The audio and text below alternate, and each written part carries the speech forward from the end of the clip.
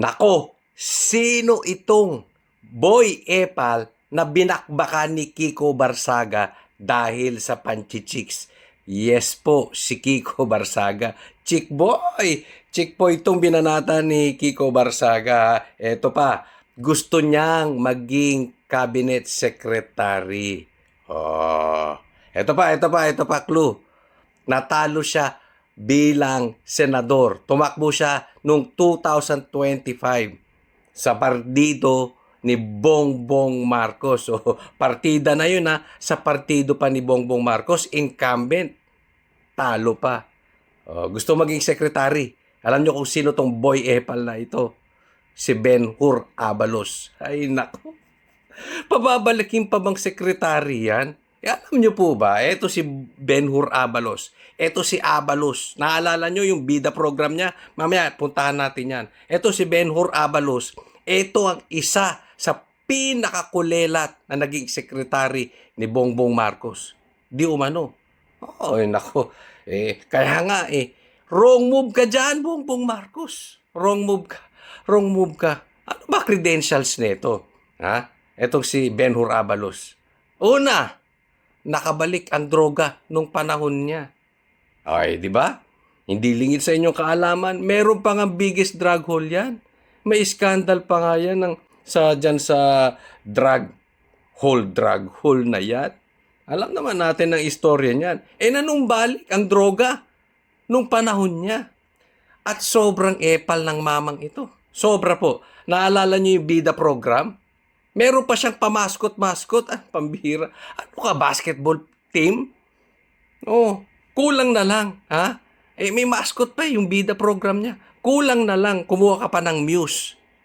Sana kumuha ka na ng Muse. Total, chick boy ka mahilig ka sa chicks. Sobra. Kaya, alam nyo, sa sobrang epal nitong mama na ito, hindi siya siniseryoso. Ang dami niyang gimmick. Ang hilig niya pang, yung mahilig niyang pumorma sa TV, pa-press con dito. Halatang halata ang kanyang pagiging trapo. At eto, pinakamatindi sa lahat. Nabisto ni John Vic nung panahon niya bilang SILG. Nabisto ni John Vic na meron itong corruption di umano sa BFP. 15 billion with a capital B. Hindi po milyon. Billion. Isipin nyo, naghihirap ang Pilipinas. Pero siya, may anomalya. May korupsyon. Di umano. According to John Vic, 15 billion. At alam nyo, pinag-initan pa nung pamangkin niya na si Congressman J.C. Abalos, si Kiko Barsaga. Isa sa dahilan kung bakit natanggal si Kiko Barsaga bilang congressman dahil pinag-initan. Kaya nga naman, binakbakan siya ni Kiko Barsaga sa kanyang panchichiks. So, ibabalik pa ba natin yan? Boy Epal na yan? Pabida? Bida, naalala nyo? Bida-bida. Ibabalik pa ba yan? Kung ako lang tatanungin, wag na. Panira lang yan si Abalos. Nako, sino itong Boy Epal na binakbakan ni Kiko Barsaga dahil sa panchichiks? Yes po, si Kiko Barsaga. Chick boy! Chick boy itong binanata ni Kiko Barsaga. Eto pa, gusto niyang maging cabinet secretary. Ito pa, clue. Natalo siya bilang senador. Tumakbo siya noong 2025 sa partido ni Bongbong Marcos. So, partida na yun sa partido pa ni Bongbong Marcos, incumbent, talo pa. Gusto maging secretary. Alam nyo kung sino tong Boy Epal na ito? Si Ben-Hur Abalos. Ay nako. Pababalikin pa bang secretary yan? Alam nyo po ba, eto si Ben-Hur Abalos. Eto si Abalos. Naalala nyo yung bida program niya? Mamaya, puntahan natin yan. Eto si Ben-Hur Abalos. Eto ang isa sa pinakakulelat na naging sekretary ni Bongbong Marcos. Di umano. Nako. Kaya nga Wrong move ka dyan, Bongbong Marcos. Wrong move ka. Wrong move ka. Ano ba credentials nito? Ha? Etong si Benhur Abalos. Una, nakabalik ang droga nung panahon niya. Ay, di ba? Hindi lingid sa inyong kaalaman, meron pa nga biggest drug hole yan. May scandal pa nga yan dyan sa drug hole na yan. Alam naman natin ang istorya niyan. Nanumbalik ang droga nung panahon niya. At sobrang epal ng mamang ito. Sobra po. Naalala niyo yung Bida program? Meron pa siyang pamaskot-maskot. Pambihira. Ano ka, basketball team? Oh, kulang na lang. Ha? May mascot pa yung Bida program niya. Kulang na lang. Kumuha ka pa ng Muse. Oh, sana kumuha ka na ng Muse. Total, chick boy ka eh. Oh, mahilig ka sa chicks. Sobra. Kaya, alam nyo, sa sobrang epal nitong mama na ito, hindi siya siniseryoso. Ang dami niyang gimmick. Ang hilig niya yung hilig niyang pumorma sa TV, pa-presscon dito. Halatang halata ang kanyang pagiging trapo. At eto, pinakamatindi sa lahat. Nabisto ni John Vic nung panahon niya bilang SILG. Nabisto ni John Vic na meron itong corruption di umano sa BFP. 15 billion with a capital B. Hindi po milyon. Billion. Isipin nyo, naghihirap ang Pilipinas. Pero siya, may anomalya. May korupsyon. Di umano. According to John Vic, 15 billion.